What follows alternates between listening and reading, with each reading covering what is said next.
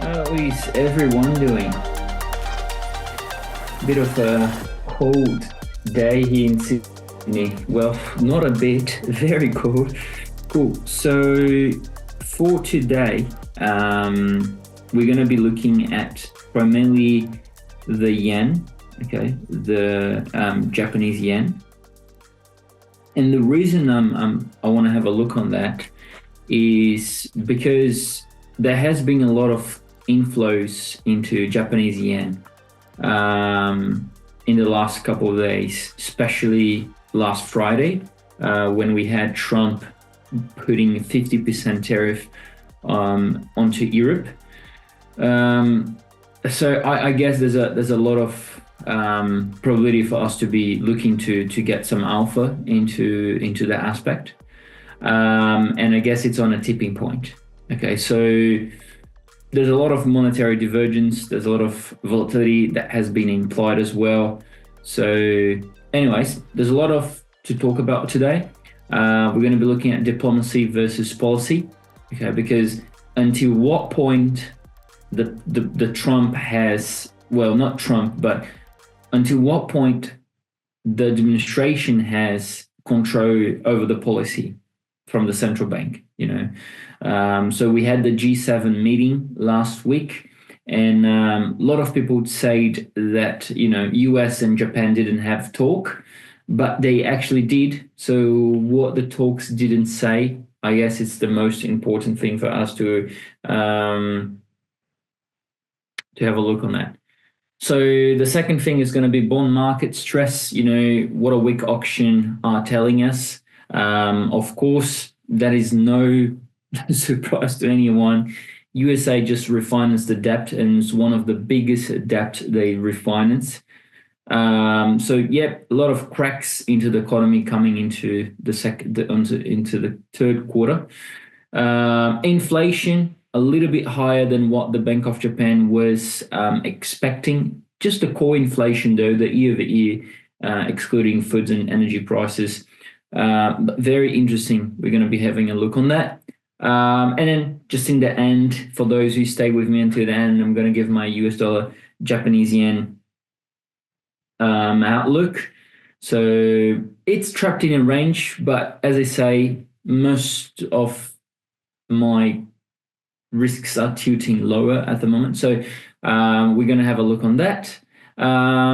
Cool. So as I say, lots of things to talk about today. Looking at here, there's a lot of new people, and that's very, very cool. So Jay Gale, sorry if I pronounce your name wrong, but welcome. Sam, I think Sam has been always here. Shiranges Srivastav, welcome as well. Guys, it's a pleasure to have everyone here. I really like to give those webinars. It's one of my favorite parts of the job because I come to, talk with everyone here, answer the questions, and put people in front of actual trading or whatever. Because besides every trade, there is a person, and that person is what matters for me, and how they got into that thinking of making that trade. Okay, so all right, guys, let's get started. So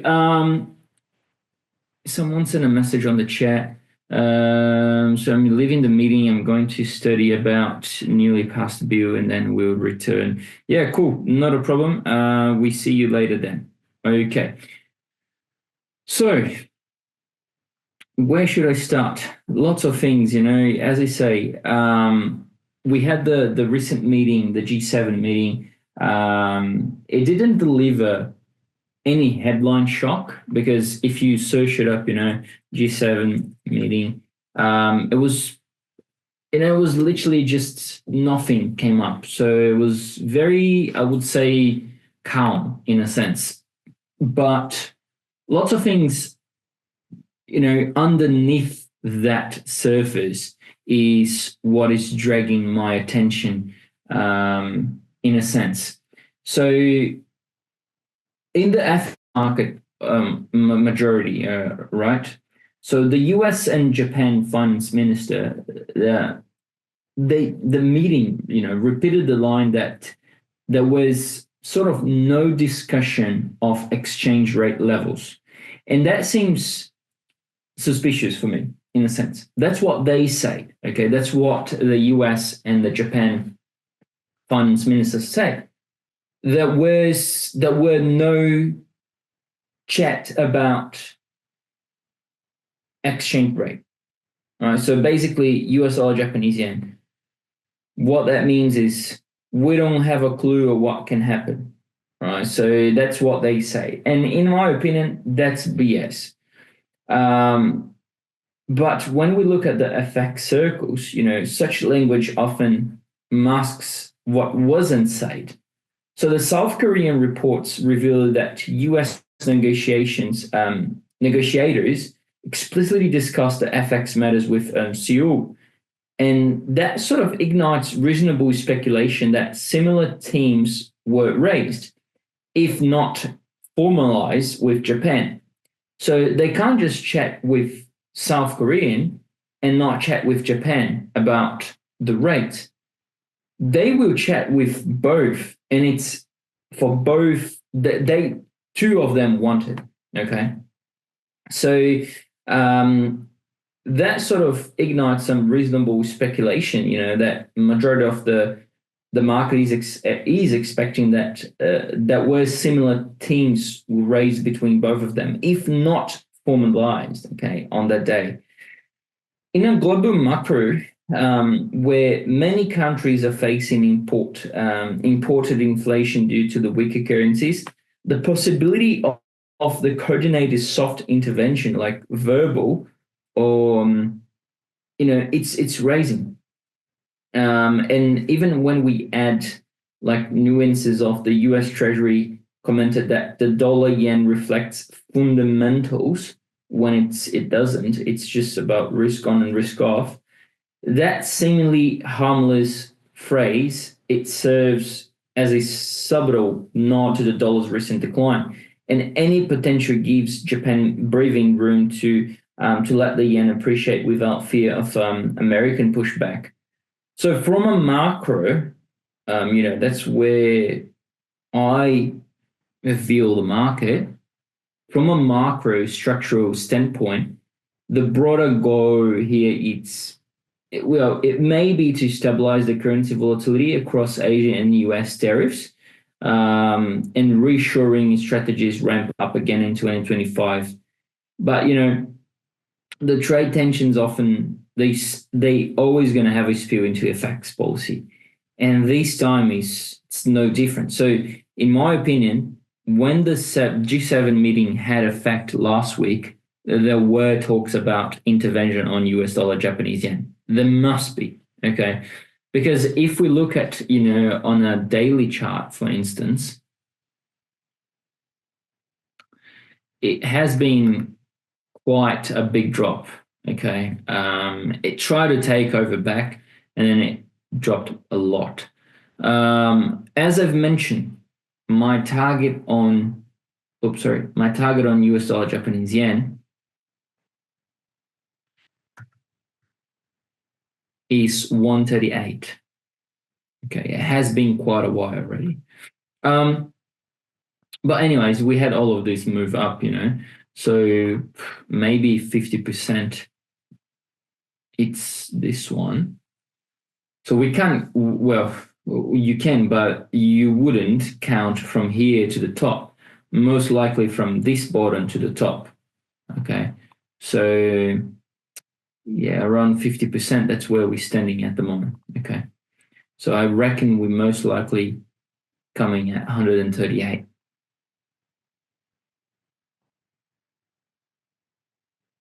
So as I say, I do believe that US and Japan had talks about making the yen weaker, okay, because the US dollar is so weak that they need to push this back up. It may doesn't make sense, right? For us, there's traders. How are you going to get your currency weak from another currency? Well, but that's us thinking about speculative moves. As of presidents, they think about how can we have a cheap rate for us to negotiate? So if I have 1,000 containers to send to you, how much is that going to cost me? Oh, it's going to cost you $100,000 per container. So how can I make this cheaper? Well, we can interfere with the currency. Okay, we can manipulate the currency in a sense. From 100,000 may be costing like 80,000. It's 20,000 already of discount, so basically 20%, and that's quite a big when you start to think about big numbers. Okay, so yes, most likely they did have talks. It just didn't come up on the headlines. So watch out for US dollar Japanese yen. Maybe we most likely be going to having like very strong moves down in a short period of time. Now, we all did as well that the bond market, so if we turn to the bond market chaos, it's a little bit more quiet. Not everyone talks about, but significant story is driving the US dollar Japanese yen volatility from that bond market. I mean, if we look at that, just let me get it. Okay. So if we look at here, okay, do you really think that's going to revert and go all the way up where it was before? Plus, with US economy collapsing, with US below 100 again, US dollar index below 100 again, it's much easier for it to continue to descend with the risk-on approach. With the risk-off approach into the market at the moment. Okay, so most likely what's going to happen is it's going to go back down to 138. Okay, so that's my opinion. And as I was saying, so the bond market is having some sort of effect into US dollar Japanese yen. So the past week, both Japan and US, they so poorly received the 20-year government bond auctions. And in Japan, the auction recorded the longest tail since 1987. So that's a powerful sign of buyer's strike, particularly at the long end of the Japanese government bonds curve. So if we're just going to go trading view here, because we have the GG Japan there. Oh wow.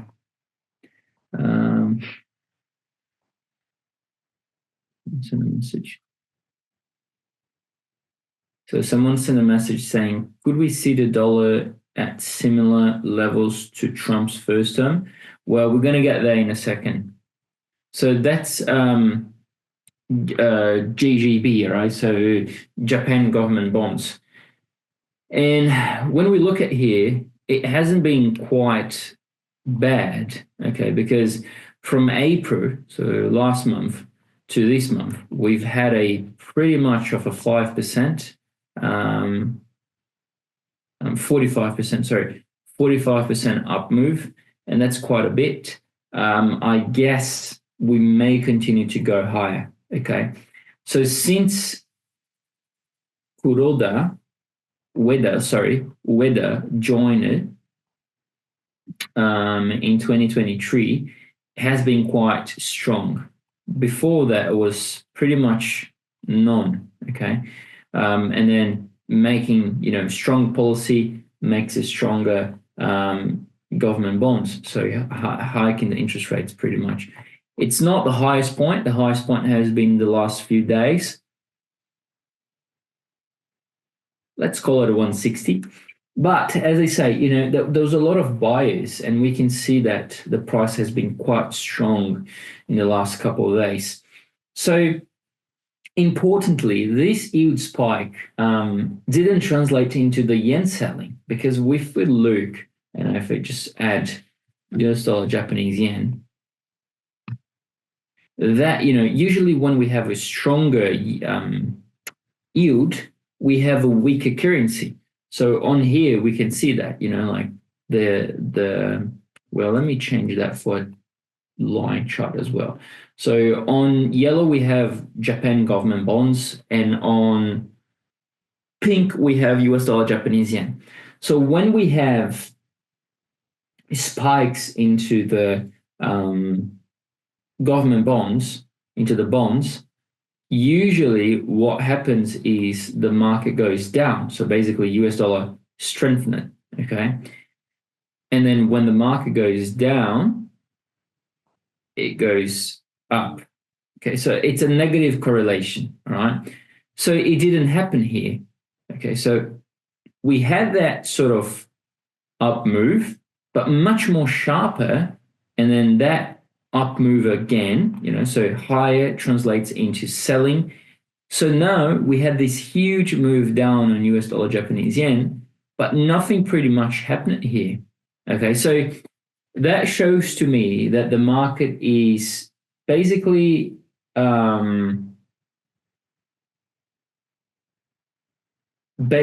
doing risk on mode into some currencies. I know it's kind of strange, right?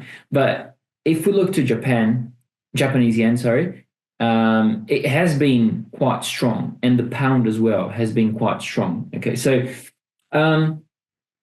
and the reason that hasn't been selling, it's because the move was viewed as a technical. So that is pretty much a response to weak auction demand. It's not the result of a fundamental loss on faith in Japanese assets, but it's more because of the weak auction demand. Okay, so if we contrast with the US Treasuries, I'm just all take this off, this one as well, and go into the 10 years here. Cool. Let me take this off as well. So if we look at here, that's in contrast with US Treasury, is instructive. So there's a similar wick, most likely on the 20 years. So let me just go 20 years. Yeah, so there is some sort of weakness here. Has been, I'm talking about long term, but the auction did spark a broader sell-off across the bonds, stocks, and the dollar. And I think everyone sort of knows what's going on with the US dollar index trading below 100 again. And I've mentioned that this up move here, so let's go 4 hours, this whole move up was unstable, okay? Because if we look at the commitments of traders, there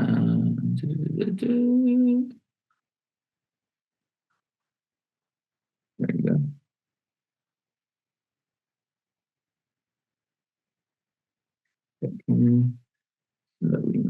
Okay, so if we look at the US dollar, we still have more shorts than longs, okay, from a perspective of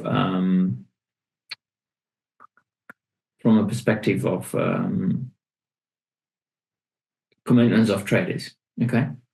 So yeah, that is much more selling pressure here, and that makes much more sense. So it's not about the yen, it's about the US dollar, okay? So it pretty much reviews that the key divergence in market psychology. The US assets are still pricing in macroeconomic risks, and as of the Japan's are pricing liquidity mismatches. Right. So we've basically seen a global hesitation towards long duration bonds, whether it's about fiscal concerns, supply fears, or real rate normalization. The investor appetite is shifting, and that's bleeding into the FX volatility. Okay, so what we know have a distorted yield backdrop. So both countries are seeing rising long-term yields, but with different narratives and the FX consequences. So that makes the dollar yen pair particularly reactive and fragile. So that's why I keep saying that US dollar Japanese yen, it's a good short, and it's on a good point as well. Okay. So most likely shorting from here to this area would be pretty great. And it's a good risk reward as well. I'm not saying, to short right now and put stop losses on here, but it's unrealistic sometimes to chase, too bigger gains with very tight stop losses. It's very unrealistic in my way. But there's people that do it, so it's not impossible, But in a sense of making this consistency, it's very hard. But if it works for you, then it works for you. Right? I'm just saying what I think it works and doesn't. All right. Anyways, so inflation. All right. So the inflation has surprised a little bit. So if we go back into FinLogix and go into tools, economic calendar, go into, it's here now, this month. And we just on Japan.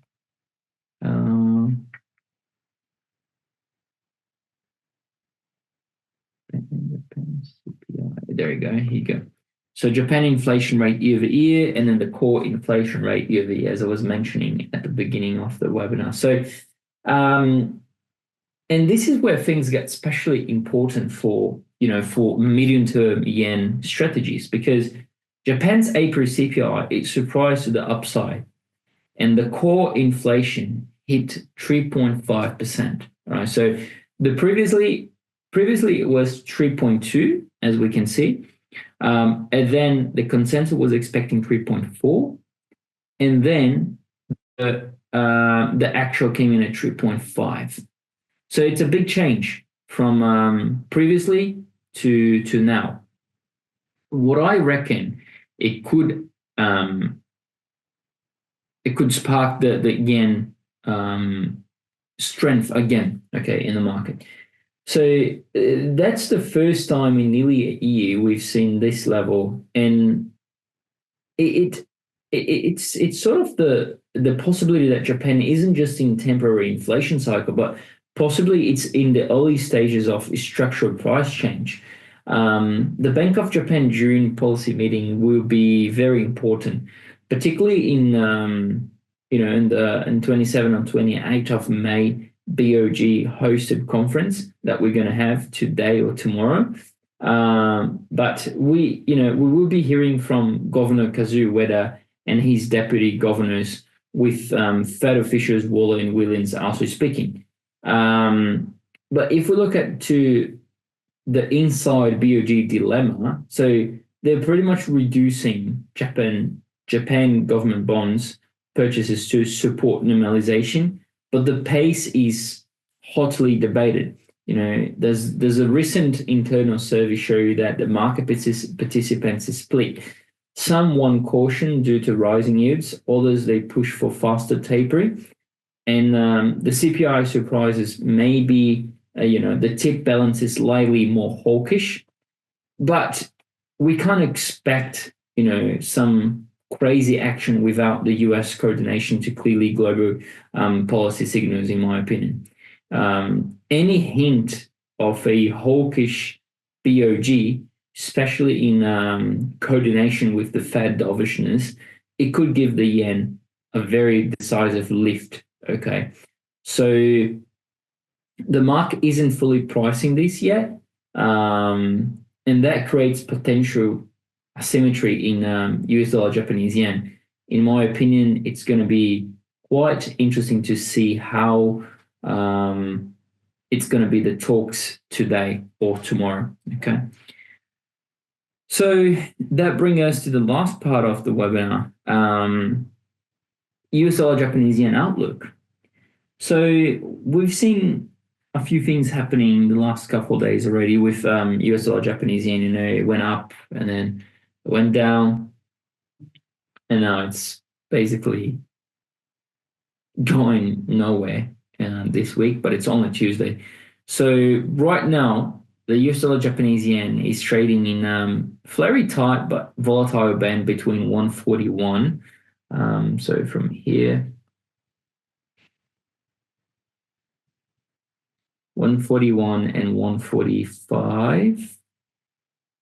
well, I would say 140, yeah, 145, around these levels, yeah, 140, 146, 147. Okay. But as I say, there are very clear tailwinds and headwinds emerging from pretty much both sides. If we look for a bullish dollar case, US macro data remains strong.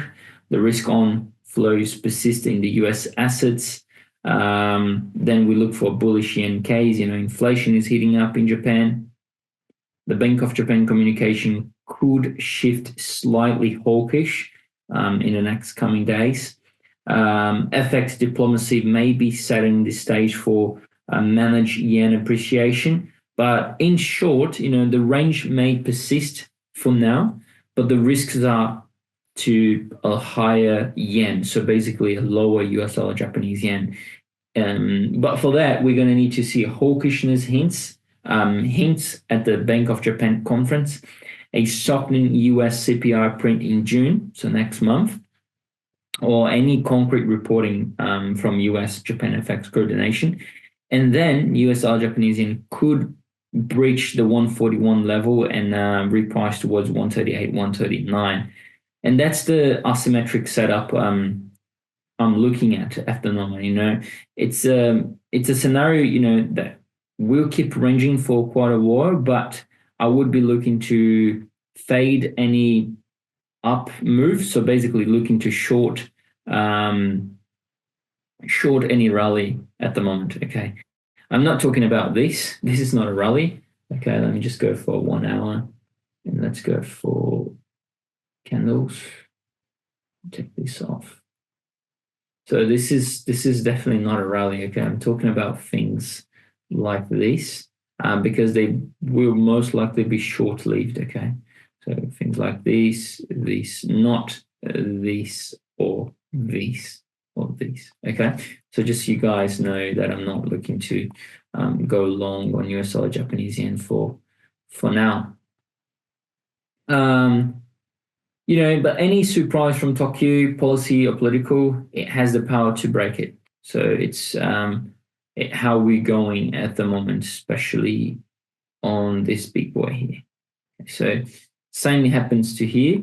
US dollar index, it's carrying it down. And if we look at euro dollar, lots and lots of people are looking to short it, where I'm looking to long until 1.20, most likely. So, I guess we will continue to have a depreciation of the US dollar and the US dollar. We'll continue to look for appreciation of the Japanese yen, appreciation of maybe Australian dollar against euro. But just on the euro, I just want to touch basing one quick thing here before we finish. We had the Trump coming up and saying that he was going to introduce 50% tariffs into Europe. Okay. Well, he will, but then what happened was quickly Europe sort of, put the hands up and say, look, we want to have a chat. So that is actually strengthening Europe and not weakening Europe, because it's showing that Europe is willing to talk. It's showing that Europe it's there to have a chat. And that changes everything already. Because remember when we had US and China the first time beginning to fight with tariffs? Well, that was completely different. China didn't want to talk with US because they were like, yeah, US need us and they will come back. Until they didn't have a chat, until they didn't agree on something, the market already felt unstable. In the sense of agreement already, into Europe, it's some sort of stability for Europe. Okay. The sense of, okay, we want to resolve this matter fast as possible. Just give us some time until July and we're going to have a meeting. And that's exactly what Trump did. Gave Europe a time until July, and then they're going to have a chat and most likely come up with an agreement, or whatever they want to do. So yeah, I guess this is a strengthening to euro, and bearishness to US dollar. Okay, so euro dollar longs is preferable in my opinion. So at the moment, and the pound dollar longs as well is preferable in my opinion. Okay, cool. I guess we well, how would someone send me a question? How would an escalation in the Ukraine war affect Europe? I guess there's one thing here. Okay, so I think I've mentioned that into the Telegram today, or was last Friday. Let me just double check. So I sent a market update today into the Telegram, and it wasn't today. It was yesterday, I think. Or it was Friday. I can't remember. But anyways, they sent once saying what was happening between Ukraine and everyone else. In my opinion, it won't change anything, just because the war at the moment is Ukraine, Russia, and US. Europe's not in the middle of it. Okay, Europe's trying to maintain the surplus and get flows into it. So I don't think would have any big problems going to happen with Europe. No, maybe it would even strengthen that, in my opinion.